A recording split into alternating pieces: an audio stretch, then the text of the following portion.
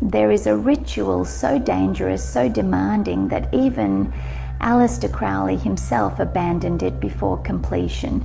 This is the Abramelin Working, a path that leads either to divine revelation or total psychological collapse in an isolated house overlooking Loch Ness. The world's most infamous magician attempted a ritual that would haunt the building for over a century. Tonight, we step inside the shadows of Boleskine House and the mind of the man who tried to summon his holy guardian angel. For over 500 years, the Abramelin ritual has promised communion with celestial beings and confrontation with demons. But beneath the mysticism lies a psychological trial that pushes the human mind to its limits. Legends say the spirits of the Abramelin leave their messages in the sand, subtle marks meant only for the initiate. But were these signs from beyond, or projections of a mind unraveling in solitude? The Abramelin Working demands you cross a threshold, a liminal space between worlds. But once you enter, you may not return quite the same. They say the holy guardian angel speaks only to those who can survive the silence. Most never do. Crowley wrote that the spirits grew so thick they blotted out the light. Whether that was magic, madness, or something in between is what we're here to explore. The Abramelin ritual isolates you physically, but it's in that isolation that something else begins to speak.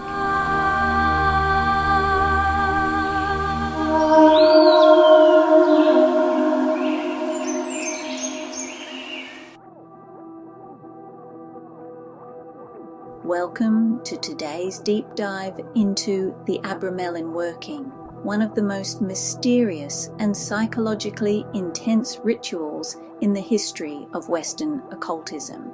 In this video, we'll explore its origins, how it's performed, how it shaped the life of Aleister Crowley, and why its extreme isolation can push the mind to the edge of psychosis.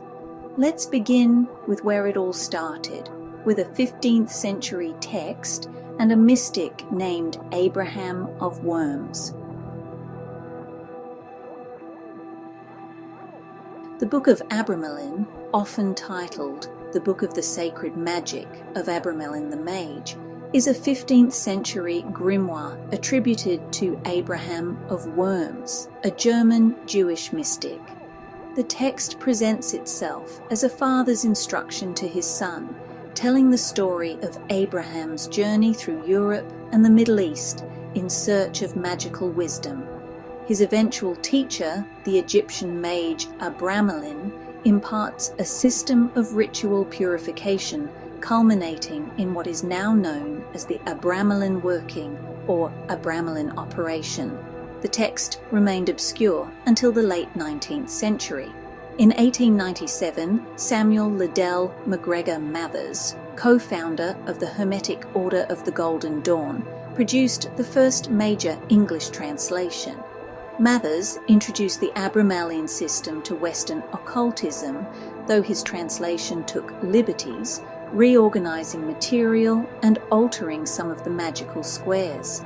Later translations, particularly Georg Dane's 2001 German critical edition, revealed that Mathers's version was incomplete and sometimes inaccurate. Nevertheless, Mathers's translation became the foundation for the working as practiced in the 20th century.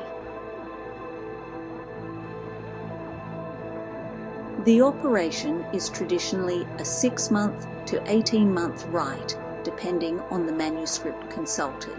Its purpose is twofold: knowledge and conversation of the Holy Guardian Angel, HGA. This is the central mystical goal, to encounter the spiritual or higher self that acts as guide and protector, binding of demons or subordinate spirits.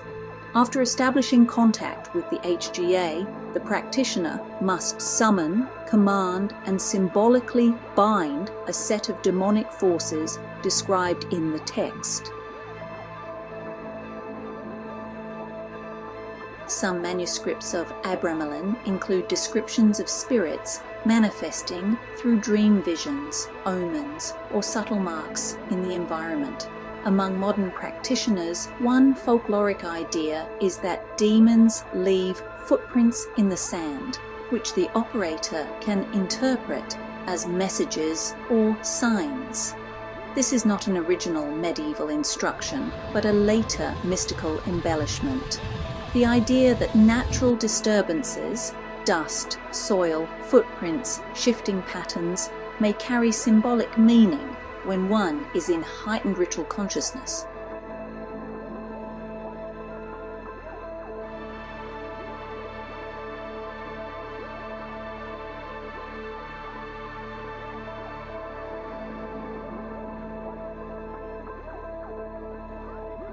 The Abramelin Working requires prolonged solitude, severe ritual discipline, sensory restriction, food deprivation, sleep deprivation, sexual deprivation, intense focus on invisible forces. Psychologically, extended isolation combined with repetitive prayer, fasting, and sleep disruption can precipitate altered states of consciousness.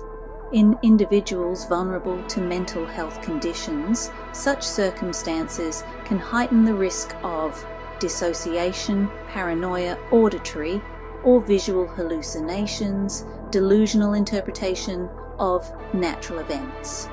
Historically, mystics and ascetics across cultures have deliberately used isolation to induce visionary experiences. But modern psychology recognizes that these same conditions can produce psychosis-like symptoms without any supernatural cause. The Abramelin operation sits at a fascinating crossroads where mystical tradition intersects with psychological science. In the esoteric interpretation, demons and angels are literal or metaphysical entities. The practitioner undergoes a transformative encounter with higher intelligences. Signs in the environment, including footprints, are communications from spiritual beings. In the psychological interpretation, prolonged isolation produces hypervigilance and perceptual distortion. Internal conflicts become externalized as visions or spirits. Environmental irregularities are misread as meaningful messages. The sense of an angel or demon may reflect dissociated aspects of the self. The two perspectives need not be mutually exclusive. Many occultists interpret magical experience as symbolic interaction with the unconscious, while others maintain a literal belief in spiritual forces. From a modern standpoint, the Abramelin Working can be seen both as a structured attempt to contact transcendent entities and as a ritual that, by design, pushes the mind to its limits, sometimes to the point where spiritual experience and magical psychological strain become difficult to distinguish.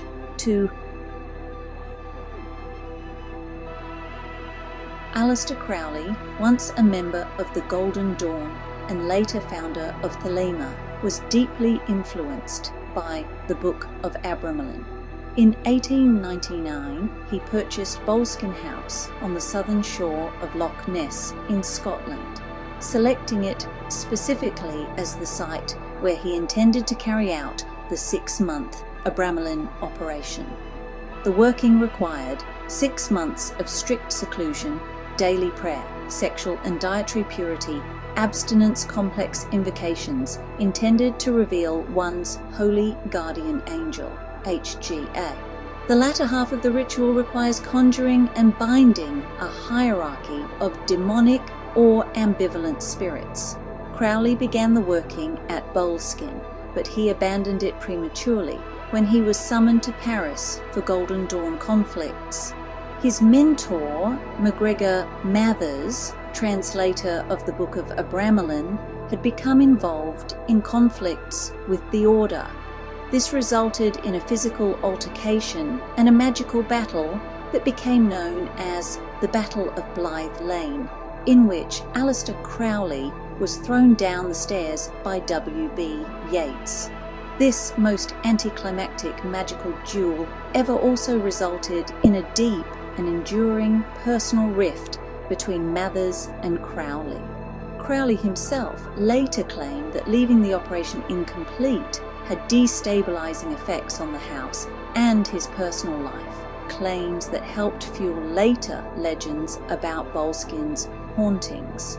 While much of this must be understood as myth-making, the combination of intense ritual, isolation, and deliberate psycho-spiritual strain is consistent with experiences that can be psychologically destabilizing.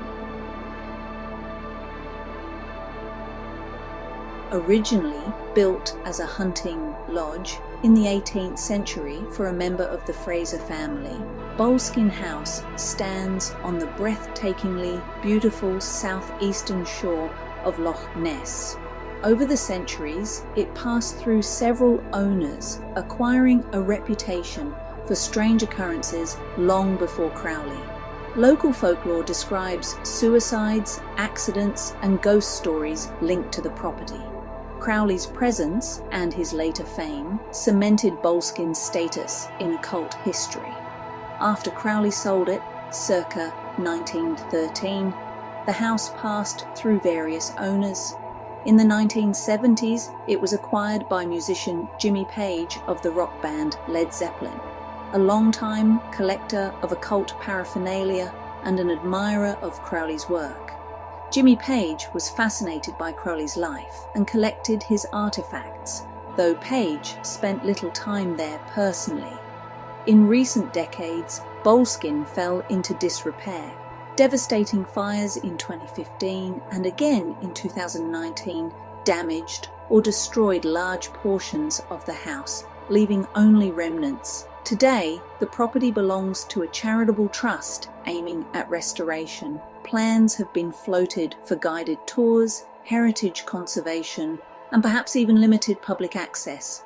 Yet, despite restoration efforts, the house remains steeped in myth, and many visitors and occult-curious people continue to regard it as a locus of esoteric power or dark legacy. We don't know exactly how we're going to do it yet, but the plan is we'll have various activities and things planned here.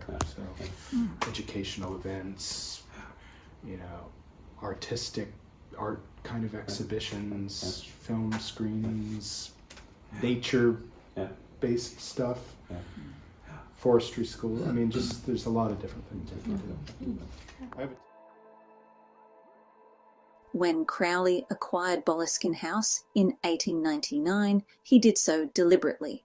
He regarded the remote, quiet shores of Loch Ness as an ideal retreat for carrying out the long and exacting ritual described in the Book of the Sacred Magick of Abramelin the Mage.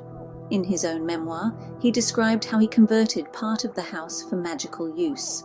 The southwestern wing became his ritual chamber. A bow-windowed room was fitted with a door opening north, leading to a terrace of fine river sand, ending in a lodge where, according to tradition, spirits could gather. Crowley intended to begin the ritual at Easter, as the text recommends, but despite his determination, the undertaking was repeatedly interrupted.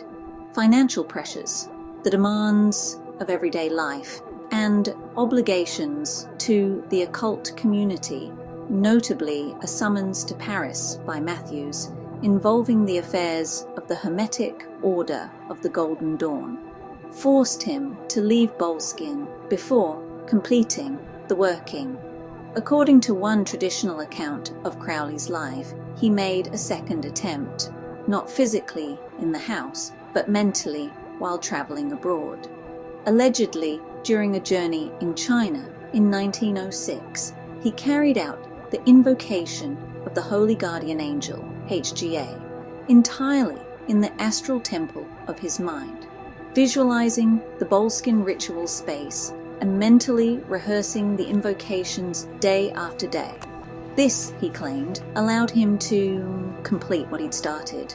If true, this internalized completion of the ritual marks a radical shift from physical seclusion and symbolic temple building in earth and sand to a purely mental, visionary working. Critics and scholars alike regard this claim with skepticism, yet the story persists and forms part of Crowley's own mythos.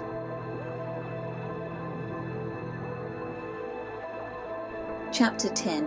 What Crowley claimed happened: Lights, Shadows and Spirits. Crowley later wrote that during his Abramelin efforts at Boleskine, the atmosphere in the house grew heavy with spiritual presence. Some versions of the lore, popular but hard to verify, say that the summoned spirits thickened so much they shut off the light. Stories circulated, possibly exaggerated, of servants refusing to stay, of strange noises, flickering candles, and eerie shadows. One persistent anecdote tells of a local butcher who, after receiving a hastily scrawled order from Crowley on the back of a ritual paper, later accidentally severed his own fingers while cutting meat. Whether any of this is true remains highly dubious. Most historians view these tales as folklore, retrospective embellishments, or symbolic moralizing rather than factual reports. But regardless of veracity, the narrative helped cement Boleskine's reputation as a cursed or haunted place, a legacy that endured well into the late 20th and 21st centuries, when the house changed hands many times. Crowley's description of building a dedicated oratory, sealing it off, installing mirrors, covering terraces in sand, and creating a lodge for spirits are all consistent with the demands of the Abramelin ritual as described in the grimoire. The working demands at least 6 months of exclusive ritual focus, strict celibacy, abstinence from alcohol, and isolation.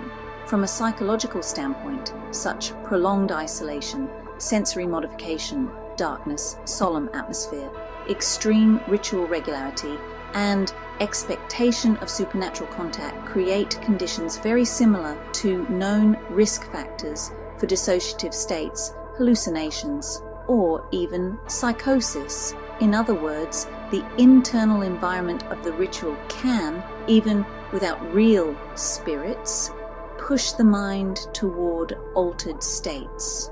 When someone like Crowley claims that spirits thickened, lights failed, and servants fled in terror, those descriptions may very well correspond to subjective experiences under extreme stress, hallucinations, altered perception, misinterpreting shadows, or ambient noises as supernatural agency. The lore about footprints, distortions, and ambiguous omens may reflect projection of internal psychological dynamics onto the surrounding world. Interestingly, the shift Crowley purported to make from an external physical ritual to a fully mental astral invocation parallels modern understandings of visionary practices where long-term concentration, mental imagery, and altered consciousness produce experiences sometimes indistinguishable from reports of spiritual contact. In that sense, the Abramelin Working, whether interpreted as a genuine magical operation or a psychological experiment, sits at a liminal boundary, the threshold between mind and myth, between internal unconscious content and external spirit reality.